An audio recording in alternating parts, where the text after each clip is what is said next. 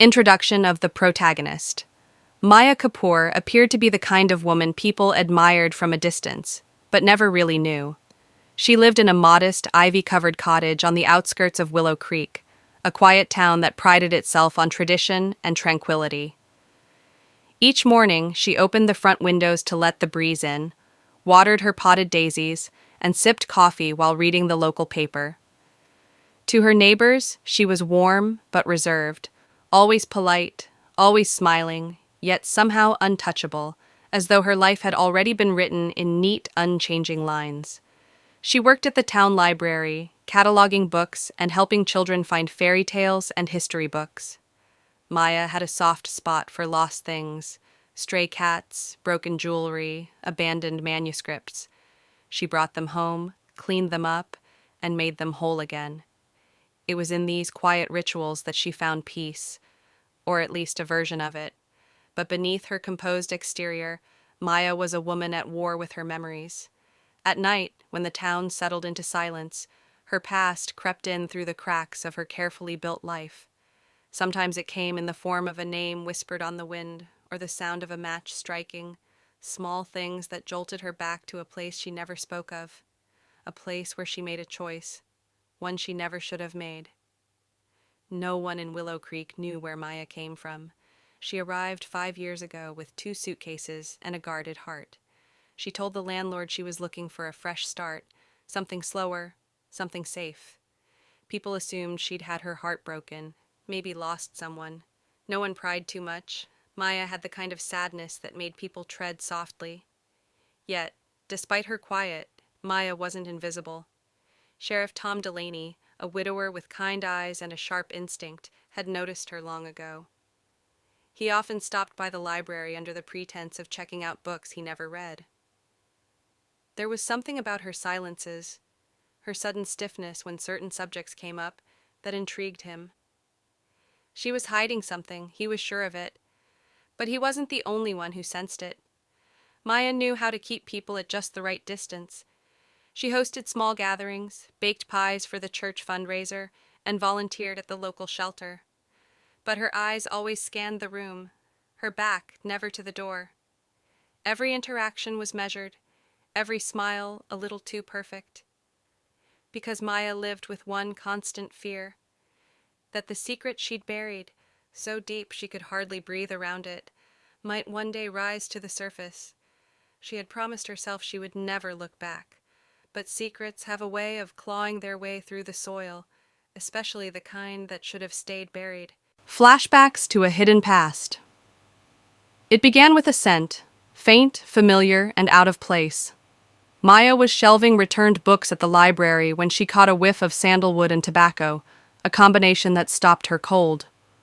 It wasn't unusual for people in Willow Creek to wear earthy colognes, but this one was different. It was his, a scent she hadn't smelled in nearly 6 years. Her hand froze mid-shelf, the paperback slipping from her fingers and landing on the floor with a dull thud. The room spun for a moment, and before she could stop it, the memory surged. It was a warm night in Delhi, the air thick with secrets and summer rain. She and Arav had met in the shadows behind the old chapel, hearts racing, lips trembling from the weight of the moment. He was everything she wasn't supposed to want. Older, married, tied to a family her parents had long forbidden her to associate with, but they'd been drawn to each other like sparks to dry kindling. They hadn't meant to cross the line, but they had, again and again, until one night someone saw them, and everything shattered. The flashback broke as a hand touched her shoulder gently. It was Cassie, the teenage intern, looking concerned. "Are you okay, Miss Kapoor? You look like you saw a ghost." Maya forced a smile, her voice thinner than usual. "I'm fine. Just got a little lightheaded." She bent down to retrieve the book and took a deep breath, steadying herself. But the scent still lingered. That night she locked every window and drew every curtain. Then she retrieved the old wooden box hidden at the back of her bedroom closet. Her hands trembled as she opened it. Inside were only a few things: an old photograph of her and Arav taken at a street market, a worn journal, and a blood-stained scarf. She shouldn't have kept it, any of it. In the dim light, she reread the final entry of the journal. They'll never understand. But it was love, not murder. The words burned. The next day, she found an envelope slipped beneath her front door. No name, no return address. Inside, a single Polaroid, her and Arav, laughing in the reflection of a glass window. The image had been taken without their knowledge. She hadn't seen that photo before, which meant someone else had been watching. Back then, or now. Maya's carefully built world started to tremble. Each night after that, more memories forced their way back in. Some sweet, most terrifying. Arav's voice in the dark. The argument outside the hotel room. The gunshot that split the silence. Her bloody hands shaking as she stumbled away. It hadn't just been forbidden love. It had ended in death. And someone clearly hadn't forgotten. Uninvited ghost from the past. Maya was closing up the library late one Thursday evening when the bell above the front door jingled. She frowned. It was nearly 8 p.m., well past closing time, and the closed sign was already flipped. She turned, prepared to offer a polite but firm dismissal, but the words died in her throat. He stood just inside the doorway, the shadows behind him making his features hard to read. But Maya knew that stance, that subtle tilt of the chin, the scar just beneath the left eye. Raheel. She hadn't seen him since the night everything went wrong, since the night Arav died. Her chest tightened, the blood draining from her face. "You're not supposed to be here," she whispered. Raheel smirked and stepped forward, letting the door swing shut behind him. "Neither were we that night, but here we are." Maya's mind raced. Raheel had been Arav's cousin, charismatic, impulsive, and cruel when crossed. He never approved of Arav's involvement with her, and after the incident, he vanished. She had prayed he would never come back.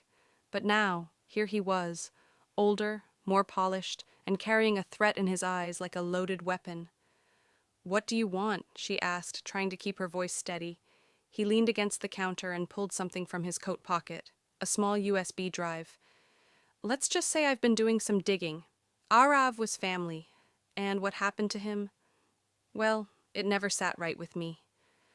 "You don't know anything," Maya said, even as her heart pounded against her ribs. "Oh, but I do. I know the police report was conveniently vague. I know there was never a proper investigation. I know a certain woman disappeared a week after his death and showed up across the world under a new name." He smiled coldly. "Sound familiar?" Maya reached for the counter behind her, searching for something solid to hold on to. Her voice dropped. "Why now?" Raheel's eyes narrowed. "Because I finally found you, and because secrets like yours shouldn't stay buried. But lucky for you, I'm not without mercy." He tapped the USB on the wooden desk. "I'm offering you a choice." She didn't speak. She couldn't. "I walk away," he said, "but not for free. I want something, and if I don't get it, this little drive goes straight to the authorities, or maybe the media. Small towns love scandals, don't they?" Maya stood frozen, her carefully constructed life now hanging by a thread. As Raheel turned to leave, he paused at the door. "You've got 1 week. I'll be in touch." Then he disappeared into the night, leaving the faint scent of danger and the echo of old sins behind him. For the first time in 5 years, Maya felt truly hunted. Tension in relationships. The change was subtle at first, like a draft slipping through a crack in the wall. Maya began pulling away from the people closest to her, hoping they wouldn't notice. But Willow Creek was small, and nothing stayed unnoticed for long. She started canceling weekend brunches with her best friend Alina, claiming migraines or last-minute errands. When Alina stopped by unexpectedly one afternoon, Maya barely opened the door more than a sliver. "You okay?" Alina asked, her brow creased with concern. "You've been different lately." "I'm just tired. Long days at the library, that's all," Maya said, offering a smile that didn't quite reach her eyes. But Alina didn't buy it. "You haven't returned my calls, and now you're acting like I'm a stranger. Is there something you're not telling me?" Maya hesitated. For a moment she considered spilling everything. About Raheel, about Arav, about the blood-stained past clawing its way to the present. But she couldn't. telling Alina meant dragging her into a storm she hadn't asked for. "It's nothing, I promise," Maya said, then closed the door too quickly, cutting off whatever reply Alina was about to give. Meanwhile, Sheriff Tom Delaney had grown more watchful. He had always sensed something off about Maya, but now he saw it in the way she flinched when he spoke her name, the way she avoided eye contact during their brief conversations. One afternoon, he stopped her outside the bakery. "Everything all right, Maya?" She stiffened. "Yes. Why wouldn't it be?" Tom shrugged, squinting slightly. "You just seem uneasy. If there's something bothering you, you know you can talk to me, right?" The words were kind, but Maya heard the undertone. Suspicion. Maybe even an unspoken threat. She nodded quickly and moved past him, feeling the burn of his gaze on her back. At home, the tension was no better. Maya's younger sister, Nina, had recently moved in temporarily after a bad breakup. At first, the arrangement had brought comfort, a sense of familiarity, but now, Nina couldn't ignore Maya's distracted glances or her frequent hushed phone calls behind closed doors. "You're hiding something," Nina said one evening, arms crossed as she leaned against the kitchen doorway. "You're always tense, jumping at shadows. What is it?" Maya gripped the edge of the sink, her back to her sister. "It's nothing." "That's not true. You haven't slept in days. You're paranoid. And I saw a strange man standing across the street yesterday, watching the house." Maya froze. Nina stepped closer. "Who is he, Maya? What's going on?" But Maya said nothing. Her silence answered more than words could. As trust frayed and suspicion grew, the people in Maya's life began pulling away, or worse, leaning in too close. And Maya knew, if she didn't act soon, she wouldn't just lose her secret. She'd lose everyone she cared about. A dangerous discovery rain tapped against the windows as thunder rolled softly in the distance.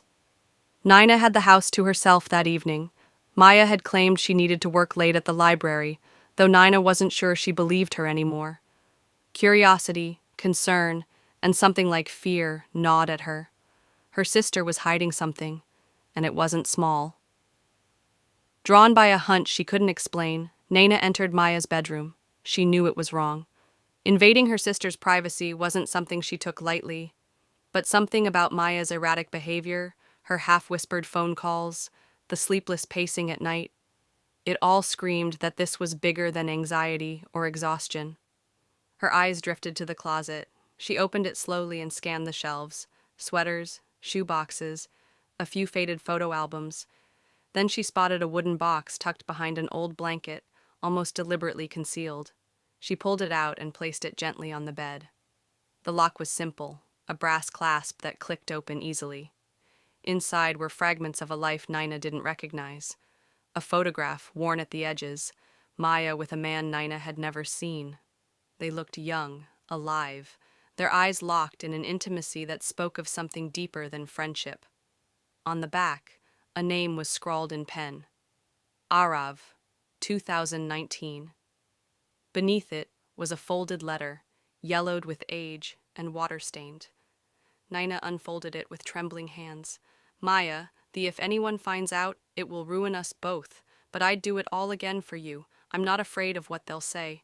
I'm only afraid of losing you. A." And then there was the scarf, dark red, stiff in one corner where dried blood had soaked through. Nina dropped it, recoiling as the weight of what she was holding hit her. A forbidden love, a cover-up, maybe even a death. Her mind raced. Was Maya involved in something criminal? Was she running from the law? From someone worse? She didn't hear the front door open or Maya's footsteps in the hallway. "What are you doing?" Maya's voice cut through the silence like a knife. Nina spun around, guilt written all over her face, but not enough to mask the horror. "Who was he, Maya? And what did you do?" Maya stared at the open box, her face pale, her breath catching. For a moment, she didn't speak. She looked tired, more tired than Nina had ever seen her. "I didn't kill him," Maya said quietly, almost pleadingly. "But I didn't stop it either." Nina stepped back. "Stop what?" Before Maya could answer, her phone buzzed on the nightstand. A message lit up the screen, One new voice recording received. Maya picked it up, hands trembling, and played the audio. A male voice, smooth and venomous, filled the room. "You should have buried it deeper, Maya. But now we're digging it all up, piece by piece." Nina stared at her sister. "Maya, what have you done?" The secret resurfaces. The morning after the voice recording arrived, Willow Creek woke up to a scandal it hadn't seen in decades. The local newspaper, the Willow Gazette, hit doorsteps with a front-page headline that sent a shockwave through the community. "Local librarian linked to mysterious death in Delhi. Unsolved case reopened." Maya's face stared back from beneath the headline, cropped from an old social media photo she'd long forgotten existed. The article was vague but damning. It mentioned a man named Arav Singh, a suspicious death ruled as accidental, and a woman who disappeared shortly after his funeral. A source close to the case had come forward, prompting Delhi authorities to review the file, and naming Maya Kapoor as a person of interest. She stood frozen in her living room, the paper trembling in her hands. Her heart thundered against her chest as if trying to escape her body. How had Raheel moved so fast? The phone rang. Then again. And again. She didn't answer. By noon, the library was swarming with reporters and curious onlookers. Sheriff Tom Delaney arrived not long after, his expression unreadable. She met him at the entrance, shielding her eyes from camera flashes. "We need to talk," he said. They sat in his office, silence stretching like a noose. "Is it true?" he asked quietly. "Were you involved in that man's death?" Maya didn't speak at first. She couldn't. The words were stuck in her throat like glass. "I loved him," she finally said. "But it was never supposed to end like that." Tom leaned forward, his voice low. "This town trusted you, Maya. I trusted you. And now the whole community thinks we've been sheltering a murderer." "I'm not a murderer." Her voice cracked. He looked at her long and hard. "Then prove it. Tell the truth." But the damage had already begun. By evening, Maya had been placed on temporary leave from the library. Her neighbors stopped waving. Mothers pulled their children close when she walked by. A woman at the grocery store dropped her basket and hurried out as soon as Maya stepped into the aisle. At home, Naina tried to help, tried to console her, but the distance between them had widened overnight. "You need to fight this," she urged. "You can't just let them turn you into something you're not." But Maya was already fading under the weight of the shame. She sat in her bedroom, staring at the scarf, the photo, and the letter now spread out on the bed, like offerings to some cruel memory. Her past, once so carefully hidden, had broken through the surface like a corpse rising in still water. And now it wasn't just hers anymore. It belonged to everyone. Fight for control. Maya had spent days as a ghost in her own life, watched, whispered about, stripped of everything she'd built in Willow Creek. But fear had always been her greatest enemy, and now it had turned into something sharper.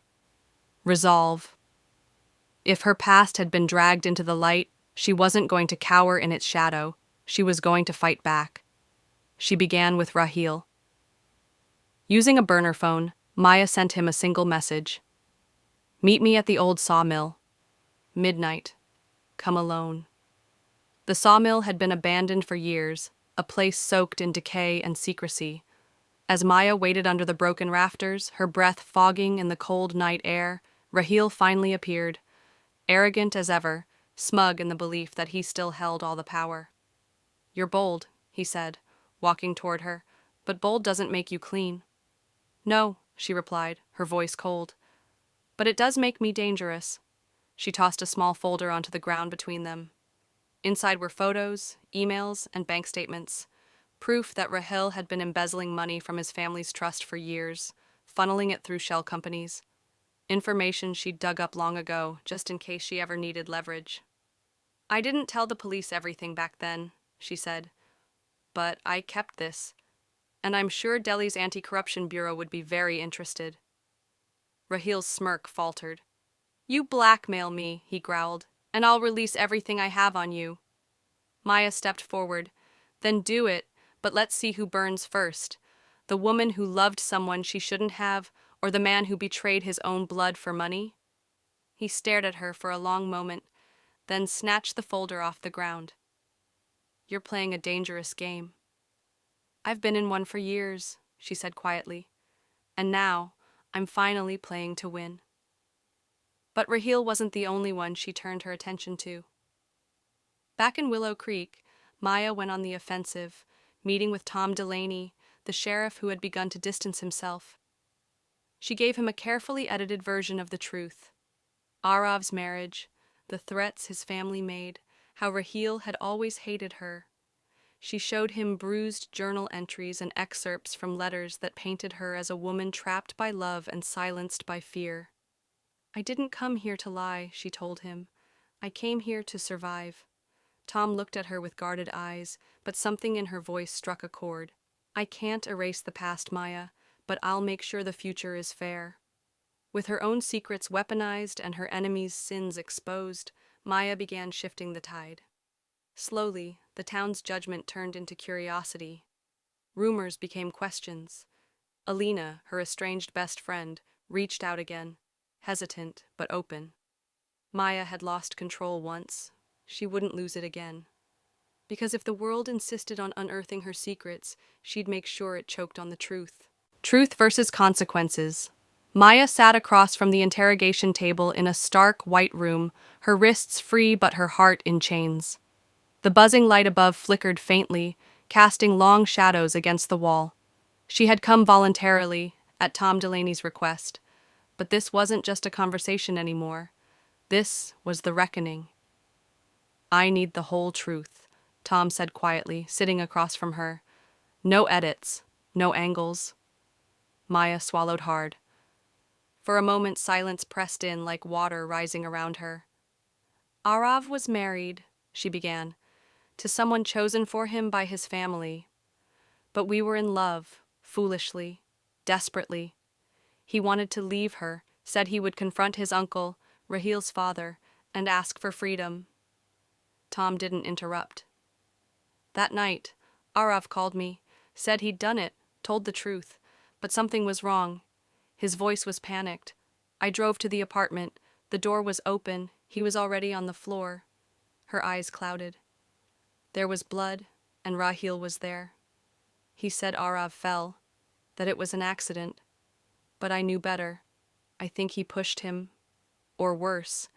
He told me if I said anything, he'd pin it all on me. And he had the resources to do it. Tom leaned forward. And so you ran. Yes, she whispered. I left everything, reinvented myself, built a life on top of a grave. When the confession ended, Tom was quiet for a long time. Then he said the words she'd feared and expected. You're not being charged with murder, there's not enough evidence, but obstruction, withholding information from a criminal investigation, that's another story. Later that week, Maya stood before a judge in a quiet courtroom, her past no longer a secret, her story laid bare. The media swarmed the courthouse steps. Half the town believed she was a victim of tragedy and silence. The other half saw her as a liar who'd escaped justice for years. The verdict, 2 years probation, a permanent mark on her record, and a public apology to Arav's family. But the legal punishment was light compared to the emotional cost. Nina moved out, needing time to process everything. Alina still called, but the easy comfort between them was gone. Even Tom, who'd once believed in her potential, now spoke to her like a cautionary tale. Alone in her house, Maya stared at the old photograph again, her and Arav, frozen in time. I did love you, she whispered, but love didn't save us, it buried us. For the first time, she allowed herself to grieve, truly grieve, not just for Arav, but for the woman she used to be before fear carved her into someone else. The truth was no longer a secret, but neither was the damage. Maya had fought for her life, manipulated the story, turned survival into strategy. But now, stripped bare, all that remained was the cost. And she would carry it, every day. Final confession or redemption. The air in Willow Creek was crisp the morning Maya walked into the community center, dressed simply in black slacks and a gray sweater. A small crowd had gathered, neighbors, former friends, even strangers who had followed her story through headlines and gossip. Tom stood near the back, arms folded, eyes cautious. Nina was in the front row, uncertain but present. Maya stepped up to the podium, her palms damp, her heart steady for the first time in years. "I'm not here to rewrite the past," she began, her voice clear and calm, "or to ask you to forget it. I'm here to finally tell the truth, completely, without fear or spin." There was a murmur in the room, but no interruptions. "I was in love with a man I wasn't supposed to be with. His family didn't approve. His death, it wasn't an accident. And though I didn't kill him, I helped bury the truth. I stayed quiet. I ran. I built a life while his was taken. And I lived every day knowing that silence cost him justice." She paused, scanning the room. "For years I thought survival meant hiding. I was wrong. Survival isn't silence. It's owning the truth, no matter how ugly." Maya glanced at Nina, whose eyes shimmered with tears, then back at the crowd. "I'm not asking you to forgive me. I'm asking you not to carry this burden for me. I've carried it long enough, and I'm ready to bear whatever comes next." As she stepped down, Tom nodded solemnly. For the first time, it wasn't a nod of authority, it was one of respect. Later that week, Maya submitted a full affidavit to Delhi authorities, revealing everything Rahil had done, including the embezzlement and his role in Arav's death. She didn't stop at words. She turned over the evidence, photos, recordings, documents, and agreed to testify in an international court. She knew what that meant. Her own peace would come at the cost of more scrutiny, possibly more punishment. But Rahil wouldn't walk free anymore, and that mattered more. A month later, Maya returned to the place she had feared most, Delhi. Not as a fugitive, not as a ghost, but as a woman who had chosen truth over comfort. She visited Arav's grave. The city was louder than she remembered. Or maybe she was just quieter now. "I told them everything," she whispered, kneeling down. "I didn't protect myself this time. I protected the truth. I hope that means something." She left a single white flower at the headstone. Redemption, she'd come to understand, wasn't about erasing guilt. It was about refusing to let it define your future. As Maya boarded the plane back to Willow Creek, the burden wasn't gone, but it was lighter. And in its place was something she hadn't felt in years. A beginning. Conclusion: buried or exposed. The courtroom was quiet as Maya stood, once again, before the judge. This time, however, it wasn't a trial. It was the final hearing. Her testimony was complete, Rahil's secrets had been exposed, and the weight of the past had finally been acknowledged. The media had faded, the town's whispers had quieted, and the headlines had shifted to new scandals. But the damage, both public and private, had left its mark. Maya wasn't the same woman who had fled years ago, afraid of the truth and the consequences. The woman who stood before the judge was someone who had learned, painfully and painfully slowly, that truth didn't always set you free, but it allowed you to breathe again. "The case against Rahil Singh," the judge said, looking up from the files, "is substantial. The evidence presented is undeniable. We will now move forward with charges, and this case will go to trial." Maya exhaled, her chest feeling both empty and full at once. She had made her peace with the fact that the truth had cost her dearly, but it had also set her free. Rahil would face justice. The truth would not remain buried. The price was high, but it had been worth paying. In the months that followed, the town slowly began to rebuild its perception of Maya, though things would never be the same. People who had once turned their backs on her began to offer hesitant smiles, but there was always a distance. She was no longer the quiet librarian with a mysterious past. She was the woman who had faced down her ghosts and come out alive, but not without scars. Nina reached out again, their relationship still healing, but better than it had been in years. Alina, too, returned, though her words were tentative, as if testing whether trust could ever be restored. Maya had no answers, only time and hope. She returned to the library, though not in the same way. There were fewer patrons now, fewer interactions. Some couldn't bear the thought of being near her, others came out of curiosity. But Maya no longer hid behind her books or her silence. She stood in the light knowing that no matter how bright or dark it shone, she would be seen. Willow Creek had learned to live with its own secrets, its own darkness, but Maya had finally exposed hers. The town would never forget her, and maybe that was the point. She had been part of its fabric for years, and now she was a part of its truth. And as for Maya, she would always carry the weight of the past, but it no longer had the power to define her. In the end, her secret was no longer buried. It had been exposed to the light, and while the scars would remain, they no longer held her captive. She had taken control of her own narrative, and in doing so, she had earned the one thing she had longed for, the chance to live freely without the suffocating weight of a past that had tried to kill her.